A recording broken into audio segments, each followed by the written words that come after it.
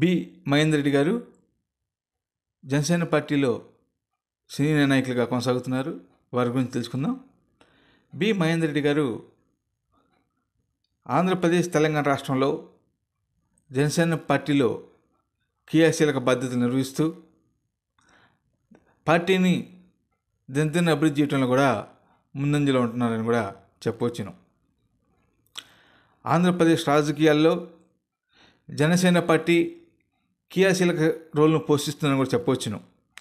Deputy సీఎంగా పవన్ కళ్యాణ్ గారు ఆంధ్రప్రదేశ్లో వ్యాప్తంగా పర్యటిస్తూ ప్రజలకు కావాల్సిన సమస్యలను అదేవిధంగా ప్రజలకు ఇచ్చిన హామీలు నెరవేర్చడంలో ముందు ఉంటున్నారు.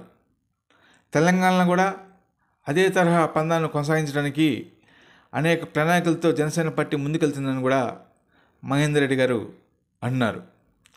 ఆంధ్రప్రదేశ్ రాజకీయాల్లో జనసేన పార్టీ ఎలాగైతే ఒక 100% స్ట్రైక్ రేటుతో ఎన్నికల రిజల్ట్తో రికార్డు నమోదు చేసుకుందో అదే తరహా చరిత్రను తెలంగాణలో ఎన్నికల్లో కూడా రాబో రోజుల్లో రికార్డును జనసేన పార్టీ నెలకొల్పబోతుందని కూడా మహేందర్ రెడ్డి గారు అన్నారు.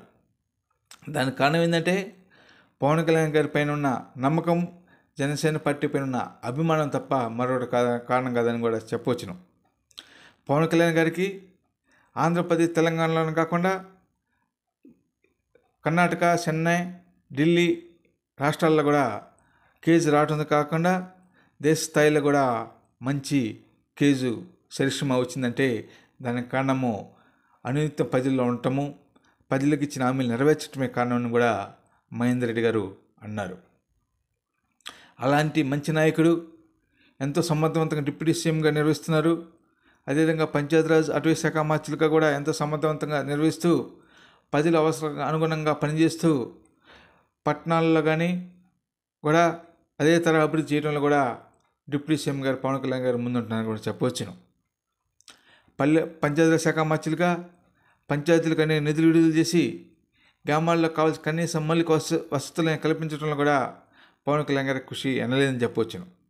అటవీ శాఖ మంత్రులుగా కూడా ఎంతో సమర్థవంతంగా బాధ్యతలు నిర్వహిస్తూ అడవులను సంరక్షించడంలో కూడా పవన్ కళ్యాణ్ గారి కృషి ఎనలేదని చెప్పవచ్చును.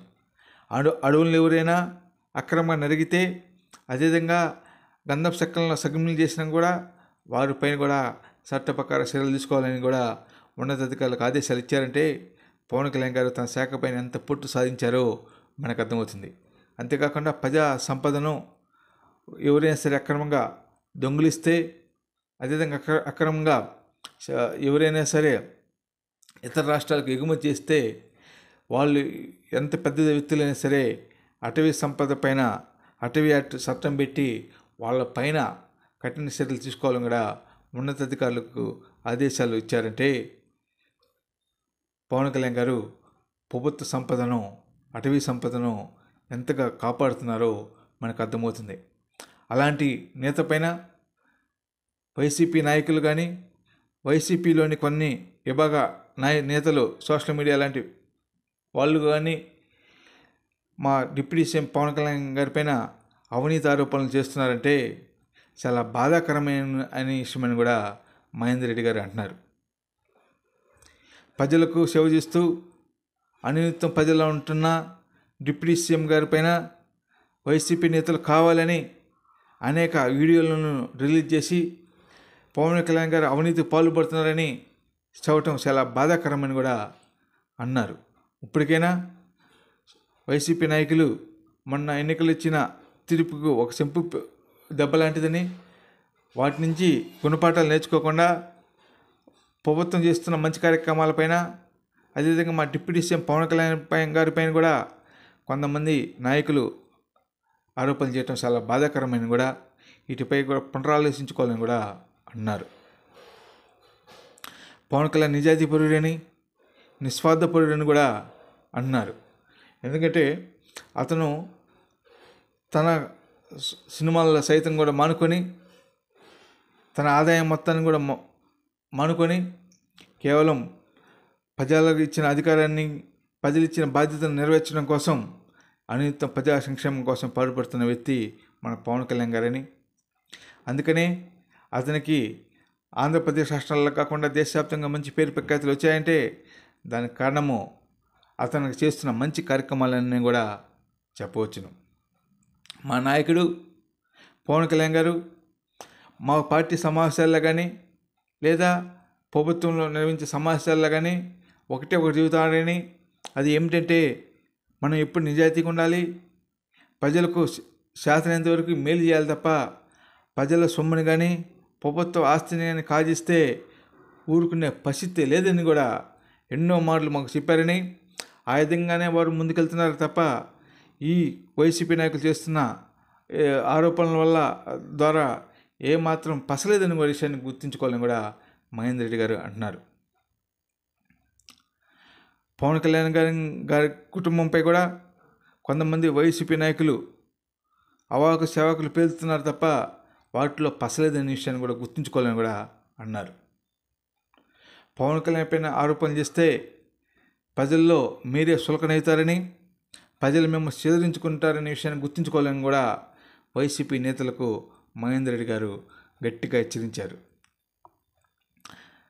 ప్రజా జీవితంలో ప్రజా సంక్షేమంగా ధ్యేయంగా ముందుకు సాగుతున్న కూటమి ప్రభుత్వానికి వైసీపీ శ్రేణులు కానీ వైసీపీ నాయకులు కానీ మాజీ ముఖ్యమంత్రి జగన్మోహన్ రెడ్డి గారు కానీ మద్దతు తెలపాలి కానీ, లేదా మంచి కార్యక్రమాలు చేస్తుంటే మంచి సలహాలు ఇవ్వాలి కానీ, లేనిపోయిన కూటమి ప్రభుత్వమైన నిందారోపణలు చేయడము, లేదా తమ అధికారంలోకి వస్తే జగన్ 2లో కూటమి పెద్దలకు పవన్ కళ్యాణ్ గారికి, అదేవిధంగా ముఖ్యమంత్రి చంద్రబాబు నాయుడు గారికి, నారా లోకేష్ బాబు గారికి కూడా సినిమాలు చూపిస్తామని వైసీపీ మాజీ మంత్రులు అంటున్నారంటే అది ఎంతవరకు సమంజసమని కూడా ఆలోచించుకోవాలని కూడా మహేందర్ రెడ్డి గారు అంటున్నారు.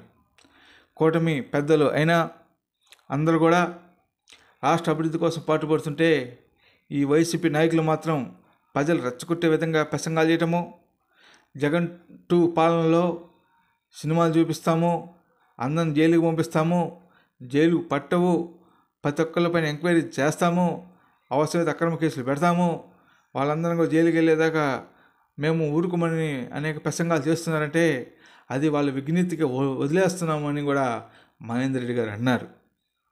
వీటన్నిటిని ప్రజలందరూ కూడా కూలాకుషంగా గమనిస్తున్నారని, ఇప్పటికీ వాళ్ళకి తగిన బుద్ధి చెప్పారని, రాబోయే రోజుల్లో కూడా అదే తరహా ఇదే విధంగా ఎవరిస్తే ప్రజలు ఇప్పుడు ఇచ్చిన 11 సీట్లు కూడా ఎవరైన సంగతి వైఎస్ జగన్మోహన్ రెడ్డి గుర్తుంచుకోవాలని కూడా మహేందర్ రెడ్డి గారు అంటున్నారు. ప్రజలు ఏ బాధ్యత తప్పగితే ఆ బాధ్యతను నిర్వహించాలి తప్ప ప్రజలు నీకు ప్రతిపక్ష హోదా కూడా ఇవ్వలేదు. కనీసం నాకు ప్రతిపక్ష హోదా కావాలని స్పీకర్ లెటర్లు రాయటము, ముఖ్యమంత్రి లెటర్లు రాయటము, హైకోర్టుకి వెళ్తాం ఎంతమంది సమంజసమని, అది మంచి పద్ధతి కాదని జగన్మోహన్ రెడ్డి గారికి మహేందర్ రెడ్డి గారు సూచించారు.